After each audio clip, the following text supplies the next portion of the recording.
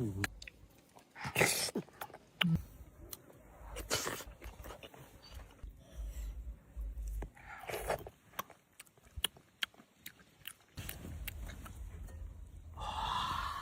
ơi nó Poco chết nó chết món này này tao bay nát này bay nè nó không có nhỉ ui này chị sẽ kia này vênh vênh mày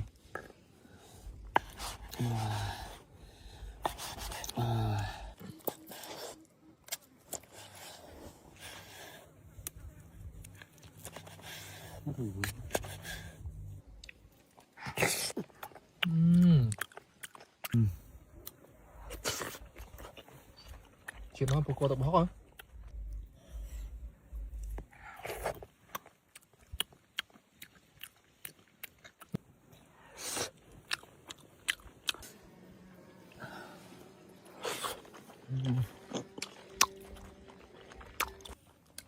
tụi nó Poco tập hóc nó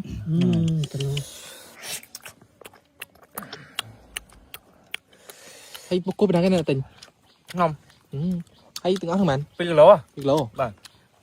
pin lỗ và trong mới nó nhưngพอ พี่ ต JP ទូរស័ព្ទ Techno Spark Go 3 ហ៎មានខមមិនសួរថាទូរស័ព្ទហ្នឹងតម្លៃមែន អូ Techno Spark Go 3ហ្នឹងមែន ហ្នឹង Techno Spark Go 3មានពីរតម្លៃ$109ហើយនិង$119គាត់ថាយើងខុស memory អញ្ចឹងណា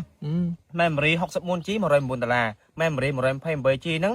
$119អញ្ចឹងខុសអញ្ចឹងហ្នឹងសំខាន់ទូរស័ព្ទនោះវាស្អាតសំខាន់ថ្មធំទៀត Pro 5000 mAh ម៉ោងហើយបើពិសេសហ្នឹងថាអត់ចូលទឹកតែម្ដងត្រឹមថាជិះម៉ូតូកាត់ភ្លៀងកាត់អីមកអត់បញ្ហាទេអត់ចូលទឹកហ្មង